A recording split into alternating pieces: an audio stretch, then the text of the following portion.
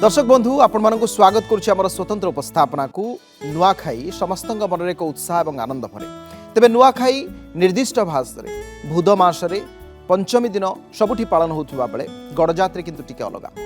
कलाहांडी जिलार नुआखाई गोटे भिन्न परंपरा सबुठी पंचमी तिथि में नुआखाई पालन करा बेले कलाहांडी में प्रतिपदा ठारू आरंभ कर दशहरा दशमी पर्यंत चली थाए नुआखाई। तेबे आज समग्र गड़जात अंचल में पालित होउछि नुआखाई। भाद्रव शुक्ल पक्ष दशमी तिथि में कलाहांडी अधिष्ठात्री देवी माँ माणिकेश्वरी निकट में सकाल 8:45 नवान्न लगी होइछि। दिन 9टारू माँ मंदिर द्वार खोला हेबा परे श्रद्धालुंकर भिड़ देखा मिलता। माँ माणिकेश्वरी ठारे लगी होइथिबा नुआ चूड़ा धान गुड़ को नहीं घरे घरे निज इष्ट देवदेवी पूजार्चना पर सकाल 10टारू 1 घंटा मध्य नुआ खाई गड़जात अंचलवासी। नुआखाई पाई उत्सव मुखर होइछि गड़जात अंचल। घरे घरे पिठापणारे महकी उठिछि परिवेश। इस संपर्क में किछि प्रतिक्रिया रही आसुन समस्ते मिसिक जो नुआ खाऊ सेटा माने मजाटा बहुत नियारा बहुत खुशी दिए सेटा आउटा है आमर खुशी तापर मिसिक आमर मध्याह्न भोजन भी हुए ये बहुत गुड़े प्रकार आइटम भी होता है सेटा मिसिक समस्ते एकाठी माने खुशी रे इटा पालन करथाओ। समस्त भेटघाट तो प्राय होती किंतु ये नुआखाई रे समस्ते जेन भेटघाटा करूचु आ मिसिक सकाळू राति जाए गोटे जगार खाना पीना मौज मस्तीटा हो बहुत खुशी लगुचे। ये जिनिस के आमे वर्ष सारा वेट करिवर रहउथि जे मन बाहर रहउचन समस्ते नुआखाई बोली कि बाहर आसुचन घरे बहुत प्रकार नाना व्यंजन रंधा होचे खाई करी छुआ माने बहुत एंजॉय बहुत खुशी लागुचे। गोटे परंपराटा नियारा परंपरा बहुत बहुत एंजॉय करछु समस्ते।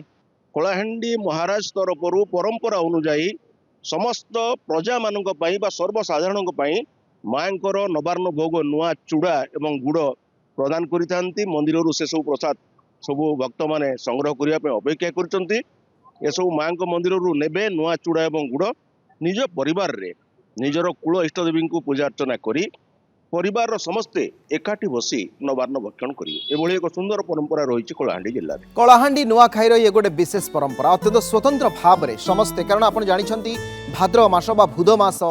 चतुर्थी हूँ गणेश चतुर्थी आदिन पंचमी तिथि में नुआखाई बा नवान्न लगी कराए माँ समलेश्वरी पाखे किंतु गड़जात अंचल खासकर आपणकर जदि आप कलाहांडी कथा देखिए कि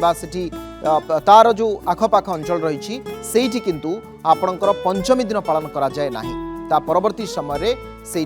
पालन करा जाय थाए नुआखाई जहाँ दशमी पर्यंत अर्थात विजया दशमी पर्यंत चलिबो विभिन्न स्थान रे ये पालन करा जिबा। आज माँ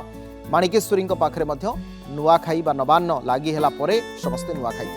आम सहित विकास षडंगी अच्छा आम कलाहांडी रिपोर्टर ए संपर्क अधिक चर्चा करने विकास नुआखाईर एक स्वतंत्र कथा आम जानिलु जे कलाहांडी रे नुआखाई भाद्रव पंचमी तिथि रे पालन करा जाए नाही सेठी गोटे भिन्न धरणर भाद्रव शुक्ल पक्ष से दशमी तिथि रे पालन करा जाए ये कहीं से पालन करा जाए एवं कौन विधि रही आज कौन रीतिनीति थिला लोक मानक मध्य केते उत्साह नुआखाई को नहीं आमको विस्तृत भाव में सूचना दियंतु। निश्चित भाव देखु कलाहांडी जिलार नुआखाई कहले एक भिन्न संस्कृति भिन्न परंपरा कहीं केहू आवाहमान कालू चली आसी जदि कहबा कलाहांडी जिले में 4टी पर्यायर नुआखाई पालन होता है। प्रतिपदा तिथि ठारू आरंभ करिकी विजया दशमी पर्यंत ये नुआखाई पर्याय क्रमे पालन हो आसुची एवं ए आज नुहे कहीं केहू आवाहमान कालू माँ माणिकेश्वरी जो नुआखाई रही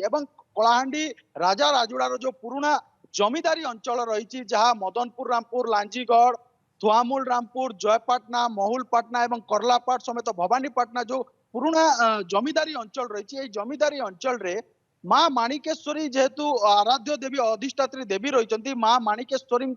लग्न प्रथम निर्धारण करा एवं से निर्धारण अनुजाई ही माँ दशमी तिथि रे ही नुआ खाइबार जहाँ पूर्वर परंपरा रही आसी एवं जेहेतु माँ लंकेश्वरी एवं माँ समलेश्वरी ठारे नवान्न लगी होता है पंचमी तिथि रे एवं पंचमी तिथि रे कलाहांडी अनेक अंचल रे नुआखाई पालन होता है। सही परि जदि कहबा प्रतिपदा दिन ठारू कलाहांडी रे नुआखाई आरंभ होता है जहाँ सप्तपुरी अमावास्या ठारू परदिन जहाँ प्रतिपदा दिन ठारू केसिंगा अंचल 3 गोटी गाँ रही पथरला बहादुरपदर एवं पलकापड़ा यही अंचल रे नुआखाई पालन करितांती जहाँ राजा राजुड़ा जेतेबेले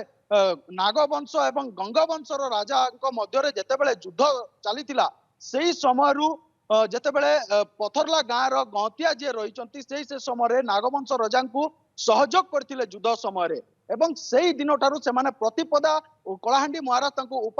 उपहार माध्यम रे देइथिले जे प्रतिपदा दिन रे सेमाने नुआ खाइबे एवं सेही दिन ठारू सेही अंचल रे नुआ खाई पालन होई आसुची एवं सप्तमी तिथि रे पंचमी तिथि रे मां लंकेश्वरी एवं दधिबामन महाप्रभु ठारे नुआ लागिबा परे कलाहांडी रो अनेक अंचल रे नुआ खाई पालन करा जायताय एवं दशमी तिथि रे मां माणिकेश्वरी को नवान्न लागिला परे गरजात अंचल रे नुआ खाइताय एवं विजया दशमी कलाहांडी अधिष्ठात्री देवी मां माणिकेश्वरी जितेबाला छतर यात्रा सरी जाए एवं छतर को धरी जितेबाला छतर बाहुक मंदिर रे प्रवेश करती एवं मंदिर रे प्रवेश कर सारा पर कलाहांडी महाराज तांकु बंदापना करिकी जितेबाला गर्भगृह भीतर को पाछोटी नहीं थांती ता परे परे राज परिवार सदस्य माने नुआ खाई थांती एवं सही समय जो माने विगत दिन रे नुआ खाई न पारि थांती